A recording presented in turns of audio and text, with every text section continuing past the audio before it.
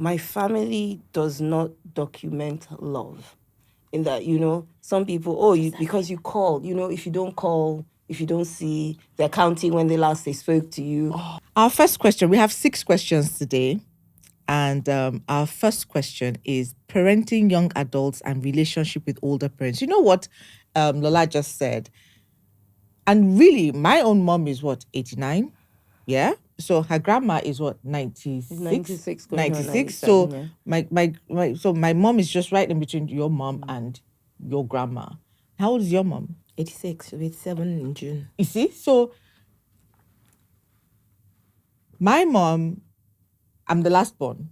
So my mom would typically, and I say this with all due respect, because sometimes I'm like, Yomi, you yourself, how are you going to be when you get old? I ask myself that question. Mommy loves to go out. And then when we tell her, we're like, no, mommy, don't do this, don't go out. She's almost like, what do you want her to be sitting at home doing? And for me, while I understand that, being social helps, my own thinking is, mommy, being social for you is, go to like a club where you have your age mates there, My mom still owns a bakery till today. And she'll be like, that is arts and craft enough for her. She doesn't need additional arts and craft. So, Oyebola, tell us what your experience is, please. Okay, so like I said, my mom's 86. She's a very strong-willed career businesswoman all her life, an achiever. She went to Queen's College. She was an achiever for her year. She's very well accomplished and all. So my dad passed away 10 years ago. So she became a complete empty nester, and she was living at home alone. All the kids had gotten married or moved out and all that. And about 5 years ago, we made a joint family decision for her to move in with me. Oh, wow. So she actually lives with me. She's been living with me for 5 years. That's another angle. She came in at, she was about 81, 82 when she came in because she fell ill, and we had to nurse her back to health and said, you know what, it's better for her to stay with one of the children, and my place was the most appropriate at the time. It was very difficult. The first few years were extremely difficult because, like I said, she's very strong-willed. She's very opinionated. So she was almost trying to take charge of my home. Exactly. Of my home and my life, how I raise my children, Forgetting how I interact. That you yourself, you are the madam in your house. How I interact with my husband, how I interact with my staff, So it took a lot of push and pull, but I was very fortunate to have the support of my siblings who, were mediating, so to speak. But after a while, you just get to a point where, they're older, they're kind of set in their ways. Let them be, let them have, you don't know how long you have them for, so just enjoy the moments. So I think I have eased up. I've learned to ease up and be more accommodating of her tantrums or outbursts, and then sometimes she's very vulnerable because as they grow older, different age-related ailments set in, so you have to be more understanding of those things. But it's not an easy road. How did your husband take it? My husband is very easy. He was one of the people that insisted she moved in with us initially. So what if it was your mother-in-law? I don't know about that.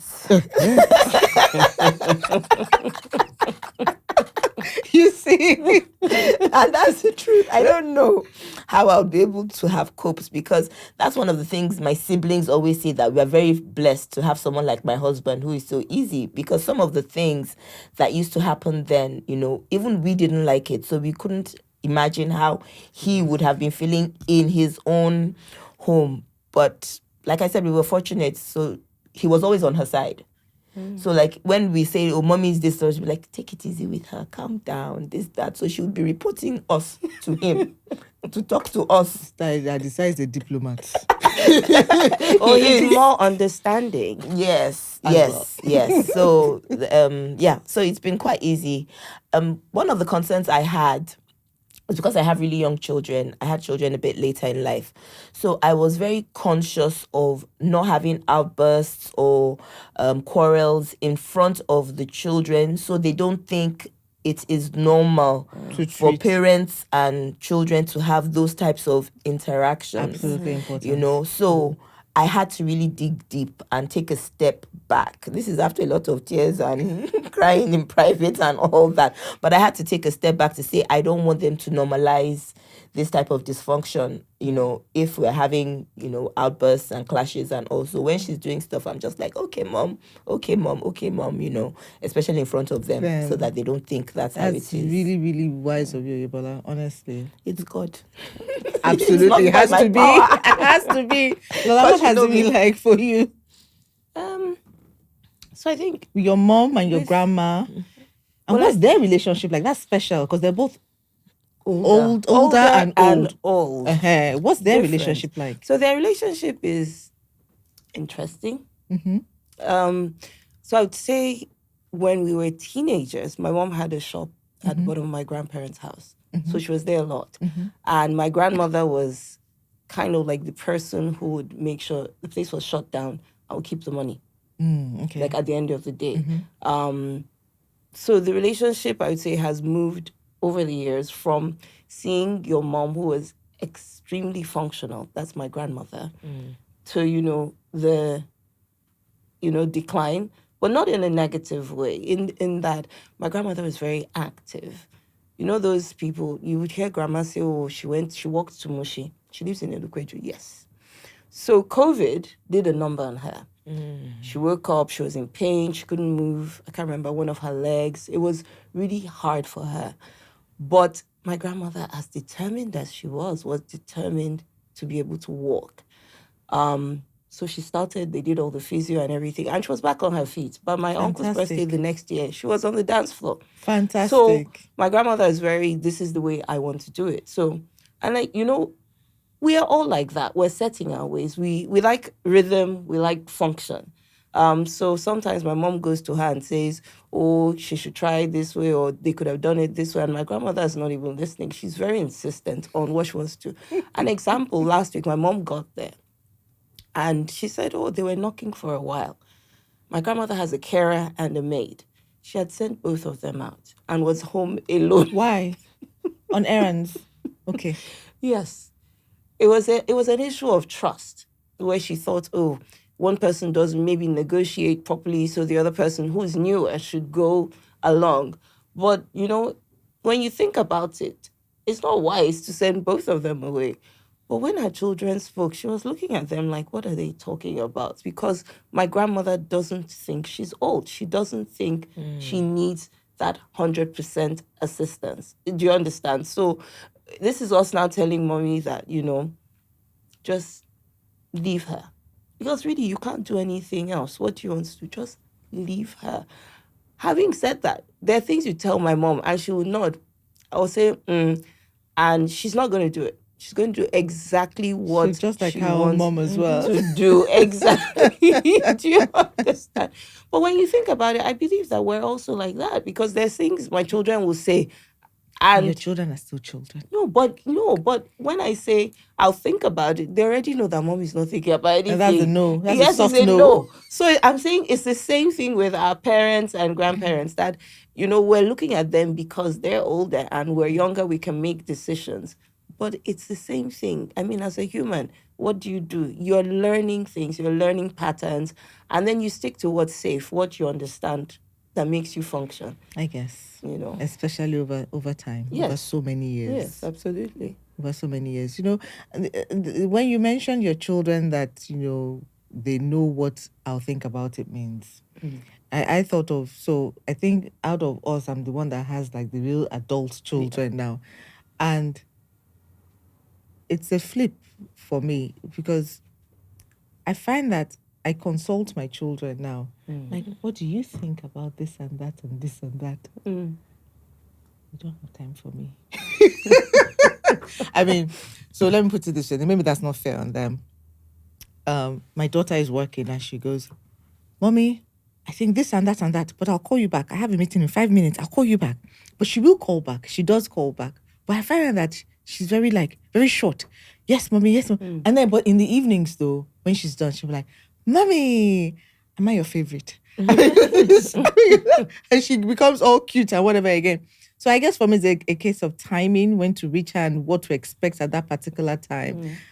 But the relationship, you know what you said about your mom and your grandma and you and your children. Fortunate to have those three generational that experience across. I believe we should learn. Like you also said that you don't want your children learning that kind of pattern. You called it dysfunction, but I wouldn't exactly call it dysfunction. That kind of pattern. Not only because you don't want to be on the receiving end when you're older, Exactly. but also because it's just not right. Right, exactly. It's just not right. So my prayer is always that God, let me try my best as much as possible, and let my children see me trying my best, so that they too will know what to do for me, as well as just being on the right side. Yeah. How are you with your grandma? Very cool. A better relationship with her than with your mom, or? So, the thing I say about my family, first of all, is my family does not document love. In that, some people, because you call, if you don't call, if you don't see, they're counting when last they spoke to you or anything. My granny is not like that. If she hasn't seen you and she sees you once in a year, she'll enjoy that moment. And when you go back home, she's going to call 2 days later to say thanks for coming and thanks for everything you brought and all of that. And we're cool. And that's it. Till the next year. Of course, I don't see her once a year, but I'm just trying to say that maybe I might there's some years I'll see her 3 times a year, and it's fine. Do you understand? She's okay with it. But she's also, a great resource. When I went for my master's, it was my grandmother that I called for recipes on how to cook stuff. I didn't call my mom. It was my grandmother I called. Not that mommy couldn't help me, but that's the type of relationship I have with my granny. Isn't that lovely? So, what's grandma's relationship with the boys? I think they keep her younger. They keep her younger. So obviously we strongly believe she obviously enjoys them a lot more than they enjoy her, but they use her. So they know that anything they want, they can go to grandma. So when I say no technology, no phones and all that, that's when they're loving up on grandma, because they're using grandma's phone to go on the internet. Or the day they say they want to have some takeout or fast food, and I've said there's food in the house, I'll just hear my mother say, "Oh yeah, the boys want to go to KFC. Come and take the money." So they have that rapport, and she's so attached to them. So for example, every morning when they're going to school, if for whatever reason maybe they're rushing out and didn't go and say good morning, she's waiting patiently for them to come back from school, and she's like, "You didn't come and greet me this morning. Is anything the matter? Did I do something to upset you?" And I'm like, "Oh, mommy, no, they were just rushing. They were late." They were like, "It's very important to me that you come and say good morning to me, So they're like, "No problem, grandma." And then when they're running up and down the house and being rambunctious little boys, she's like, "Take it easy. Be careful. He's okay." So then they used to kind of react before, but now they're like, "Okay, grandma," and just go do what they want to exactly what they're doing. They're just like, "Okay, grandma," So they have a really, really good relationship. If they go out and they're not back at the time she thinks they should be back, my mother can go to the gates and be waiting at the gates to say, "The boys are not back." And I'm like, "Mommy, they're out at a party. Let them have fun. They'll soon be back, She'll be like, "I can't sleep." Wow. Yes, my mother is very anxious.